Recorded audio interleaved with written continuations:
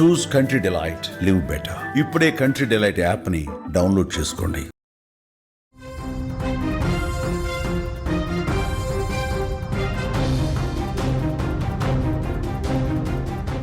కొద్ది నెలల క్రితం జరిగిన భర్త మరణం ఆ భార్యను కుంగదీసింది.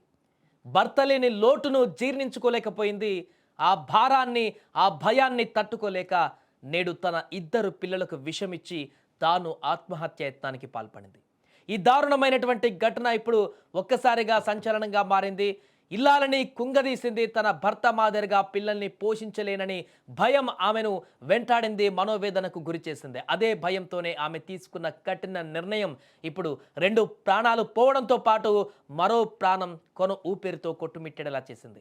క్షణికావేశంలో ఓ తల్లి తీసుకున్న ఈ కఠిన నిర్ణయం ఇప్పుడు హృదయాలను కలిచివేస్తుంది. వనపర్తి జిల్లా శ్రీరంగాపూర్ మండలం కేంద్రంలో ఈ యొక్క భీమిశెట్టి ప్రకాష్ ప్రసన్న దంపతులు నివసిస్తున్నారు. కుమార్తె మేఘన, కుమారుడు అశ్రిత్ రామ్లతో కలిసి నాగర్ కర్నూలు జిల్లా కల్వకుర్తిలో వీరు ఉంటున్నారు. పుస్తకాల దుకాణాన్ని నిర్వహిస్తూ ప్రకాష్ జీవనోపాధి పొందేవారు. అంతా బాగానే కొనసాగుతుంది, కుటుంబం ముందుకు వెళ్తుందనేటువంటి క్రమంలో 2025 నవంబర్ 14న దుకాణంలో ఉండగానే ఆ యొక్క భర్తకి ఆయనకి ఛాతీ నొప్పి రావడంతో, గుండెపోటు రావడంతో అక్కడికక్కడే మృతి చెందాడు.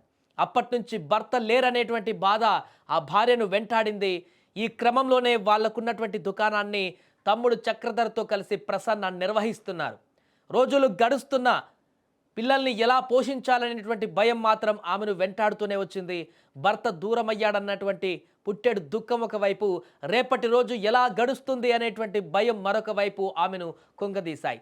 తన కళ్ళ ముందు అమాయకంగా చూస్తున్న 2 పిల్లలు, వీళ్ళని నేను ఒక్కదాన్ని ఎలా పోషించాలి, వీళ్ళ భవిష్యత్ ఏంటి అనే ప్రశ్నలు ఆమె మెదడును తొలిచివేశాయి.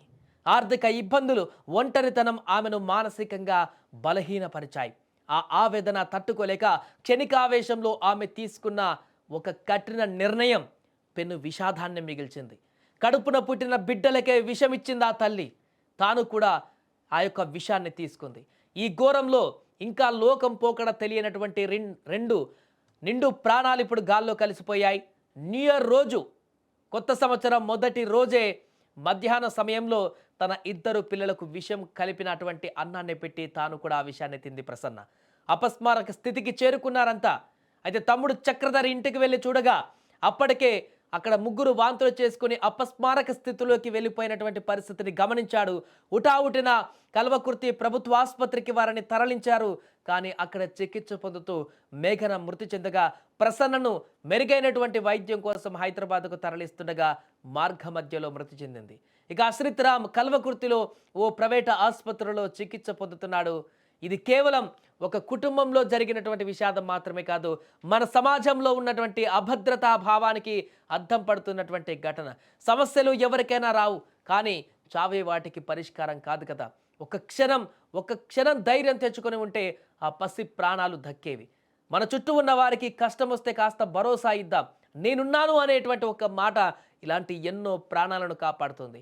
దయచేసి బలవన్మరణాలు లాంటివి అదే శరణ్యం అని చెప్పేసి మాత్రం ఏమాత్రం అనుకోకండి.